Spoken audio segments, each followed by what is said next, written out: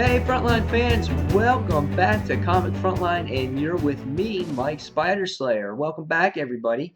Today we're going to be talking about Batman issue number 28. That's right, fans.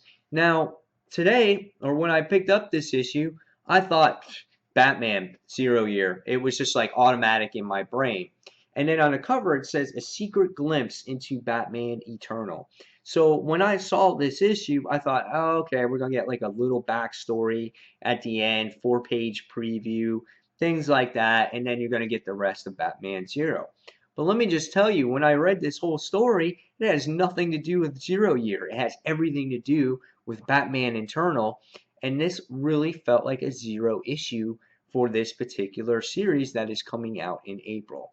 Now, if you guys don't want to hear any spoilers, then I suggest that you stop this video now at this point and watch the video when you're done reading this issue, because this will have some spoilers in it. This is the best way that I thought that we have to talk about this particular issue. So, going forward, here we go. This book is written by Scott Snyder, which obviously writes Batman. Capullo doesn't do the artwork in this particular issue, so if you're a fan of Capullo, he will be missed. James Tynion IV does the actual art in this particular book, which I thought was nice. It kind of fit the darkness of Batman. There was nice paneling in here, good arts, good tones, great colors, I thought, too, in this book. Batman looks pretty cool in here as well. We get to see, great things in this particular issue that make you excited for what's coming in Batman Eternal.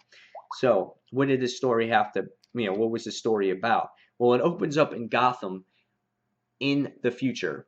Something is going on in Gotham we're not too sure about. They're under a curfew. Harper's brother's infected with something that's going on. She's trying to find answers, and she knows that the answers are in this nightclub. That's one of the premier nightclubs, or one of the last nightclubs that are in Gotham, and she's trying to find the kingpin of this nightclub. And she tries to get all the right security codes, and obviously it was like an epic failure for her because they changed the codes. And she comes across this guy right here, this big dude, and very intimidating looking, and you might think that this is the kingpin. No, it's not. And it's funny how this bodyguard kind of looks like, the actual kingpin from Marvel, except he's got all these scars on him, and he's got a little bit of hair.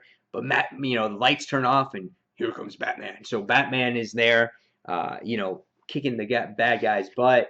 And the next thing we find out is that there's all kinds of problems going on, and Batman goes, "Get dressed." So again, here's a spoiler. So now you're thinking that a particular person that's coming in this series, which we all know is Stephanie Brown, we think that she might be Robin.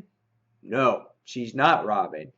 Harper Row, which we think could have been Batman, but or Robin, we're thinking, well, maybe she won't be Robin, hoping that she might not be Robin. But we've seen her training with Batman and things like that. She winds up not becoming Robin, but she winds up becoming Bluebird. And you're like, Bluebird, that's crazy, And really interesting team up here between the two, and I thought they got along together too.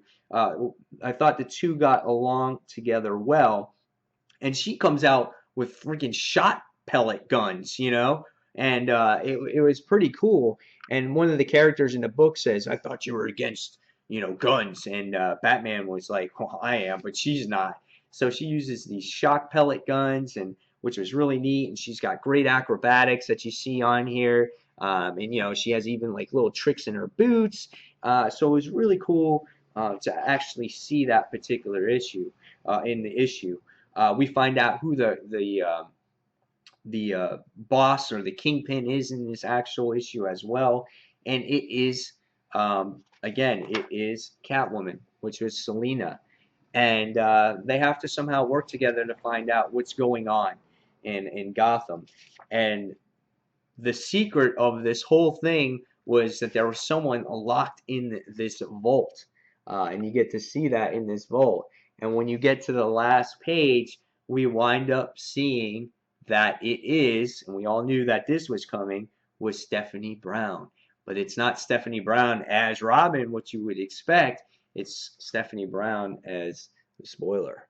So when I read this, I was totally excited.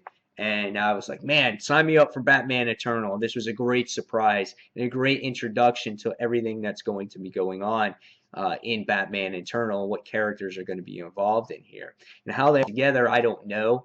But this was really fun. Really great to see, you know, the interactions between Batman and Harper Row, even though there wasn't too much. It was cool to see him working as a team, and but not technically not replacing Robin as the Robin name. And it'll be cool to see what Stephanie Brown's involvement in all of this is too. And I'm sure fans of, you know, longtime fans of the character will be happy to see her return also. So all in all, guys, I'm going to give this one a 5 out of 5. This was a great book, and I suggest that you go ahead and go out and read this one. So guys, as always, thank you for watching Comic Frontline, and until the next comic book review, this is Mike Spider Slayer signing off. Take care, everyone. See you soon.